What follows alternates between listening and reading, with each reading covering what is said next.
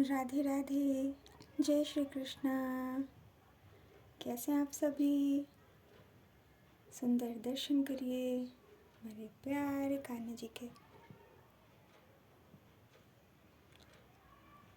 और बहुत सुंदर सुंदर आज शिक्षा दी है हमारी लाडली प्यारी राधा श्यामा।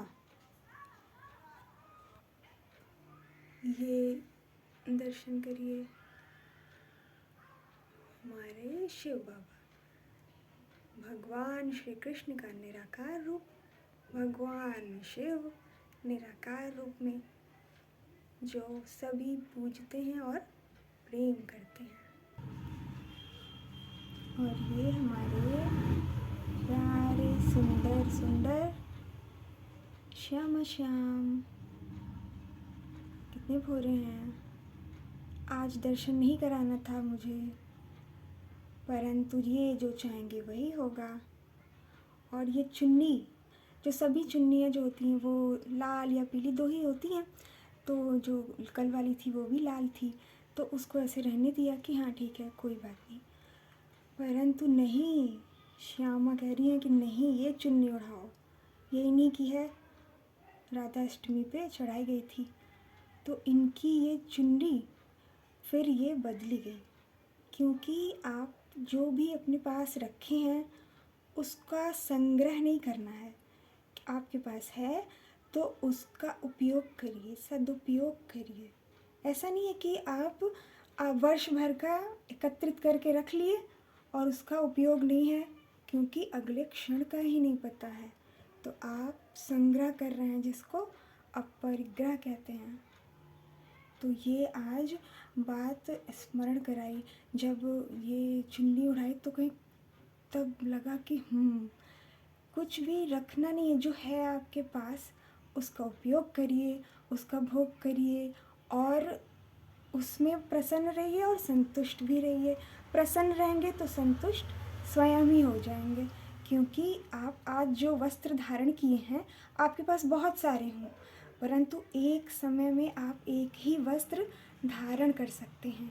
दो तो नहीं पहन सकते, बिल्कुल भी नहीं। ऐसा नहीं है कि कोई बहुत बड़ा है, राजा है, तो दो वस्त्र पहन के वो जा रहा है, कहीं भ्रमण कर रहा है, बिल्कुल ऐसा नहीं है। और कोई छोटा है, उसके पास दो ही वस्त्र है, तो उसको वो अच्छे से धो रहा है, सुखा रहा है, वही पहन रहा है। जैसा कि मजदूर करते हैं, जो भी जिसको जैसा प्रारब्धवश प्राप्त हुआ है वो प्राप्त होगा ही। तो ये चुन्नी को ओढ़ाते और पहनाते वक्त देखिए कितने प्यारे लग रहे हैं हमारे श्यामा श्याम सखी। तो ये बात आज स्मरण करवाई, क्योंकि आप जानते तो बहुत कुछ हैं, परंतु जीवन में जब तक न उतारा जाए उस ज्ञान को, तब तक विवेक भी जागृत नहीं होता है ना। और अब यहाँ पे कान्हा जी के पास चला जाए। कहते हैं ना कि पूत कपूत तो क्यों धन संचय, पूत सपूत तो क्यों धन संचय। क्या अर्थ है कि आपका पुत्र जो है वो कुपुत्र हो तो आपकी जितनी भी संपदा है वो व्यर्थ हो जाएगी, क्योंकि उसके पास वो बुद्धि नहीं, वो सामर्थ्य नहीं, वो विवेक नहीं, वो ज्ञान नहीं कि वो उसका सदुपयोग कर पाए। और सुपुत्र है तभी किसी संचय की आवश्यकता नहीं है, उसके पास इतना विवेक होगा, ज्ञान होगा, धर्म होगा कि वो पुनः पुनः अपनी जो संपदा है, संपत्ति है, वो ला देगा अपने ज्ञान से, अपने बल से, अपने जो बुद्धि है भगवान के दिए हुए धर्म से वो पुनः स्थापित कर देगा। परंतु आपके पास हो और जो आपकी संतान है उसके पास वो कुपुत्र हो, आपका जो है वो आगे का पालन करने वाला ना हो, तो आप ऐसा संचय करके क्या ही कर लेंगे, कुछ भी नहीं करेंगे, है ना। तो इसलिए जो आपके पास है, क्योंकि ऐसे लीला में बिहारी जी ने कहा था कि क्या चाहिए, तो करुआ बिहारी के लिए तो सब कुछ चाहिए, क्योंकि अब नए नए आएंगे तो नए नए बालक के लिए, लाला के लिए सब कुछ चाहिए होता है। तो हमारे श्यामा श्यामा है, इनको भी चाहिए, धीरे धीरे तो सब आएगा। परंतु जो आपके पास है, जो उन्हीं का है, उसको तो देना है। जैसे कि चांदी के बर्तन हैं तो मनुष्य क्या करता है कि वो कभी कभी त्योहार पर निकालता है। तो ऐसा ना करिए, आपके पास है तो आप उसको प्रतिदिन उपयोग में ले आइए, जिससे भगवान भी प्रसन्न होंगे और उस वस्तु का जो है वो सदुपयोग होगा। वो बस अलमारी में रखा हुआ है सजा कर, तो ऐसा नहीं करना है। वो संचय नहीं करना है, क्योंकि वो वस्तु रखे रखे भी वो खराब हो जाएगी, और जब आप उपयोग करते रहेंगे तब वो धुलेगा भी और उसके बाद जाएगा, तब एक बात समझ में भी आएगी। रखे रखे कोई सामान खराब हो जाए, सड़ जाए, तो उस वस्तु के होने ना होने का कोई अर्थ नहीं होता है। तो आज इतनी बड़ी बात हमारी राधा, हमारी श्यामा जी ने बताई, समझाई, तो इसलिए आप सबको भी बता रही हूँ कि ऐसा तो सभी करते हैं कि ये खरीद लिया, वो खरीद लिया, सब कुछ रख लिया और पहन रहे हैं आज एक ही, और कल फिर चिंता में हैं। चिंता तो नहीं होती है, परंतु जो है उसका उपयोग भी नहीं कर रहे हैं। जैसे भगवान के लिए नहीं करते हैं, उनके लिए रखे रहते हैं कि जब बड़े त्योहार आएंगे तब होगा। तो आपके पास है तो उसका उपयोग करिए भगवान के लिए, ठीक। और ये सारी बातें जो हैं वो कैसे समझ में कैसे आती हैं कि सारे जो पूजा कर ली और वस्त्र धारण करवा दिया, और ऐसी बात सोचकर कि आज बस कान्हा जी के दर्शन करवाना है, उसके बाद भोजन के लिए चली गई कि भोग लगा दूँ। तो ये चुन्नी बिल्कुल भी स्मरण नहीं थी, वो दिखाई दी और उसके बाद इसको बदल दिया। तो ये सारी जो भावनाएं हृदय में आ रही हैं वो क्या हैं, कैसे आ रही हैं, जिससे आपको बता रही हूँ। तो ये सब भगवान की दी हुई भावना है, भक्ति, भाव भक्ति है। तो भगवान का नाम जपते जपते जब आप भगवान कृपा करते हैं, तब धीरे धीरे मनुष्य भक्ति में आगे बढ़ता है। तो ऐसी बातें उसके भीतर आती हैं जिससे वो भगवान की बात को समझ पाता है कि वो क्या कह रहे हैं, क्या बताना चाहते हैं।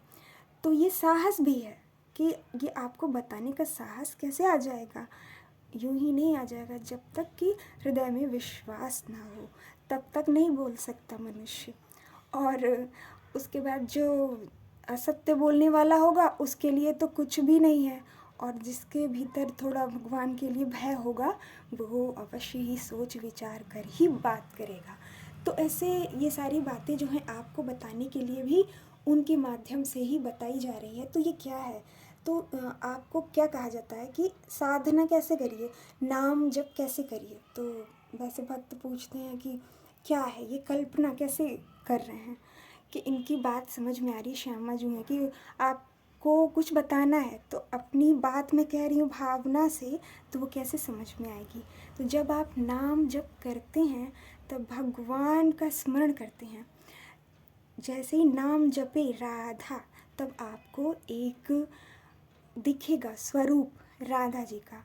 उनकी आँखें हैं, नासिका है, होंठ है, चुन्नी ली है, तो कोई तो भावना होगी आपके भीतर। जो भी आपने जहाँ भी दृश्य विग्रह जो भी देखा होगा आपके घर में, तो उसका ध्यान करना है। वो सारे छोड़कर आपके हृदय में, आपके मन मस्तिष्क में जैसे भी आते हैं आकृति, आप उसको बनाइए, क्योंकि हर मनुष्य अपने भीतर से कोई ना कोई ऐसा रूप बना सकता है। तो आप बनाइए। तो ये जो है ये रूप ध्यान है, जो प्रभु कहते हैं, भगवान कहते हैं कि ये रूप ध्यान जो मनुष्य कर रहा है मन से, उनको वो सत्य मानते हैं। अब सत्य क्यों मानते हैं, क्योंकि भगवान सत्य हैं। सच्चिदानंद भगवान श्री कृष्ण वो असत्य हैं ही नहीं, वो तो सत्य हैं। आपने मन से किया, तो मन से कब मनुष्य कर पाएगा, जब संसार की गतिविधियों को रोक देगा, अपने मन की इंद्रियों को रोक देगा। कैसे रोकेगा, जब वो विचार ही नहीं करेगा, उसके भीतर केवल भगवान के बारे में विचार आ रहे हैं, वो संसार की बातों के बारे में नहीं सोच रहा, किसी भी बुरी और गंदी बात के बारे में नहीं विचार कर रहा, तो मन पवित्र होता जा रहा, तो जिससे पात्रता बढ़ती है। क्योंकि जब तक पात्रता नहीं आएगी तब तक कोई भी पात्र नहीं बन सकता। पात्र का क्या अर्थ है कि बर्तन। जब कोई भी आप भोजन करते हैं तो पुनः उस बर्तन में भोजन नहीं करते हैं, क्योंकि अब अशुद्ध हो गया है, जूठन लग गई है और वो उसको अशुद्ध माना गया है। तो पुनः पुनः उसको मांजते हैं, धोते हैं, उसके बाद भोजन करते हैं। ठीक इसी प्रकार भगवान को इस चित्त में, इस मन में देखने के लिए वो तो हैं वहीं पर, परंतु हमारे पास वो पात्रता नहीं है कि हम अपने मन में, बुद्धि में, अपने चित्त में देख पाए। अहंकार के कारण जो अंतःकरण जिसको कहते हैं, 4 प्रकार के ये हैं। इसमें आप मन को ही बताया जाता है कि मन इंद्रियों का जो है स्वामी है। तो मन से जब आप प्रभु का रूप ध्यान करते हैं, जो कल्पना करते हैं कि आपने कोई झांकी की कल्पना कि हमारे राधा कृष्ण झूला झूल रहे हैं, तो ये आपकी भावना है, आपने ये भावनात्मक रूप से उनको झूला झुलाया, तो वो वास्तविक रूप से झूल रहे हैं, ऐसा मानते हैं प्रभु भी। तो धीरे धीरे जब पात्रता बढ़ती जाएगी तो ये जो आपकी भावना है, कल्पना है, वो दृश्य रूप में आ जाएगी। जैसे रसखान जी, जब उनको ये पता चला कि भगवान श्री कृष्ण राधा जी के चरण दबाते हैं, ऐसा कैसे हो सकता है, हिंदू में तो दासी होती है पत्नी, वो कैसे चरण दबा सकते हैं, पति हैं। तो तुरंत तत्काल भगवान जो हैं वो झांकी उनके सामने प्रस्तुत कर दी है। तत्काल ही क्षण भर भी नहीं लगा और रसखान जी मूर्छित हो गए। और वो तो मुसलमान थे, परंतु प्रभु के लिए तो सभी उनका ही अंश हैं, क्योंकि ये वस्त्र रूपी देह समाप्त हो जाता है, भस्म हो जाता है और चला जाता है, परंतु जन्म मरण के चक्कर में आत्मा फंसी रह जाती है, क्योंकि मुक्ति नहीं हो पाई। तो प्रभु ये संदेह समाप्त कर दिए। उसके बाद ऐसा है, वृंदावन में एक स्थान है, वहाँ पे वो झांकी उन्होंने देखी, वो बनी हुई है, तो श्रृंगार कर रहे हैं, कहीं पे उन्हें महावर लगा रहे हैं। तो ये सारे दृश्य उनको दर्शन हो गए, क्योंकि उन्होंने किया तो विचार, परंतु वो कैसे हो सकता है, कैसे हो सकता है, क्योंकि वो विचार तो भगवान का ही कर रहे हैं, भावना तो उनकी ही कर रहे हैं कि कैसे हो सकता है। तब वो भगवान दिखा दिए कि कोई भी प्रश्नवाचक चिन्ह भगवान पर नहीं लग सकता और ना ही भगवान अपने भक्तों पर लगने दे सकते हैं, क्योंकि यहाँ प्रेम जो है वो आपको ये बड़ा और छोटा ये सब नहीं देखता है, कि जो भी है, जो दासता है वो प्रेमी के प्रति होती है, जो आपका समर्पण होगा उनके प्रति नहीं होगी, अपने स्वामी के प्रति नहीं होगी, अपने प्रियतम के प्रति नहीं होगी, अपने जो लाला है उसके प्रति प्रेम समर्पण नहीं होगा, तो वो उसका ध्यान नहीं रख पाएगी, उसको भोजन नहीं करा सकती है। जब पत्नी अपने पति के लिए नहीं कुछ कर सकती है, तो प्रेम में समर्पण भाव होता है। तब ये स्पर्श और न स्पर्श की कोई भावना नहीं होती, क्योंकि मन आपका पवित्र हो गया है, शुद्ध हो गया है। इसलिए स्वरूप ध्यान किया जाता है और वो सत्य होता है, असत्य नहीं होता। भगवान की कोई भी बात असत्य नहीं होती, किसी भी प्रकार आप उन्हें जपें, परंतु प्रेम भाव से जपना है और प्रभु का ध्यान करना है, उनके चरणों का ध्यान करना है, उसके बाद उनके मुखमंडल का करना है। कमल नयन है, कमल जैसी आँखें हैं, धोते जैसी नाक हैं, तो इतनी सुंदरता आप जितना जैसा बना सकते हैं अपने हृदय से उसको बनाइए। और जो लीलाएं सुनते हैं, जो आप चिंतन करते हैं, मनन करते हैं प्रभु के लिए, वो सभी सत्य हैं। वो कल्पना आपकी बाहर आती जाती है, वो सत्य होती है। यही स्वरूप ध्यान है जो कि कल्पना से, भावना से की जाती है, तो ये भाव भक्ति होती है।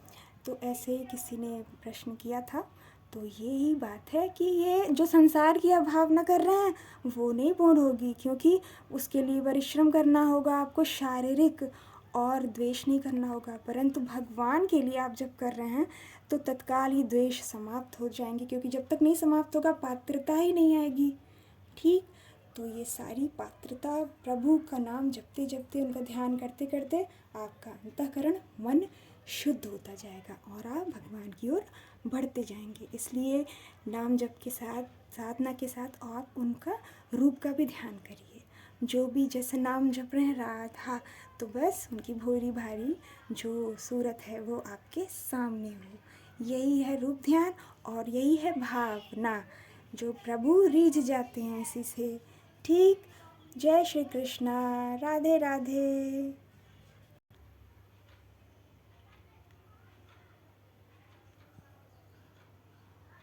राधे राधे। बहुत सारा प्रेम। जय श्री कृष्णा।